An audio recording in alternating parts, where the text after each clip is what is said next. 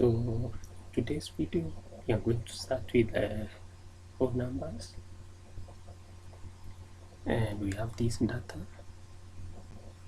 on our Excel sheet which is for school year data. On this table you have the list of students, grade, year graduated, you have total points. So for our case we are going to start with whole numbers, and the whole numbers on this list is the year graduated and the total points. So for our case I'm going to highlight this data,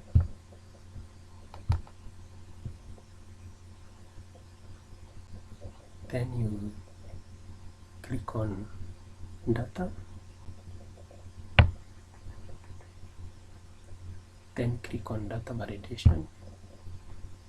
So for our case we have all number.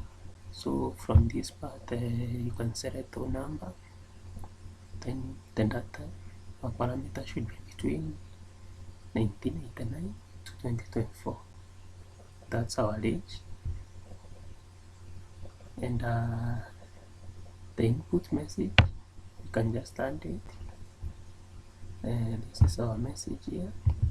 This and make sure the year is 1989 or later. Then on this other part, which is the error alert, the year you have entered doesn't fit the parameters of the year graduated. Then after doing that, you click OK. So this is our data. When you move on this list, you can see our message here. Make sure the year is 1989 or later. So when you try, so we have to validate those other tabs.